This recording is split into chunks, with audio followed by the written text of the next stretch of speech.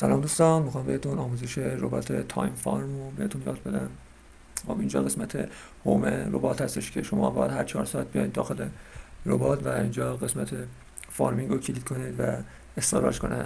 هر 4 ساعت باید بیاید داخل ربات، چون هر 4 ساعت مخزنش پر میشه دیگه، برای شما استخراج نمیکنه. باید بیاید اینجا دکمه فارمینگ رو بزنید و توکنای شما که استخراج کردید کلیم میشه. بخش بعدی هم بخش تسک هستش که اینجا به شما ماموریت‌های داده با انجام دادن این تسک و ماموریت‌ها به شما مقداری سکی یا توکن پاداش میده.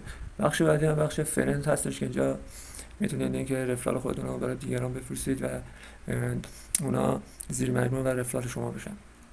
بخش بعدی هم بخش رنک هستش که اینجا کسایی که هر چقدر رفرال داشته باشن اینجا نفرات برتر رو نشون میده که چقدر اینا رفرال دارن.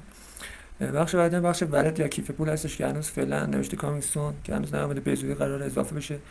اگه اضافه شد آموزش داخل کانال تلگرام براتون میذارم که چطوری متصل بشید. و بعد بخش بعدی اینجا بخش آپگرید، اگه اینا شما لول اینا رو شما آپگرید کنید خب سرعت استخراج شما بیشتر میشه. اینجا 2 برابر داره، 3 برابر داره، 5 برابر داره.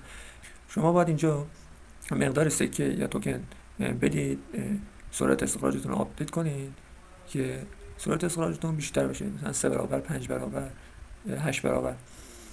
این هم از آموزش ایردراپ تایم فارم. خیلی ایردراپ معتبر و با اعتبار بالای توسط صرافی بایبیت هم حمایت شده. حتما این ایردراپ رو شروع کنید، از دستش ندید. تو کمتر از 2 هفته هم 10 میلیون کاربر فعال خودش جذب کنید. مرسی که تا آخر ویدیو نگاه کردین. خداحافظ.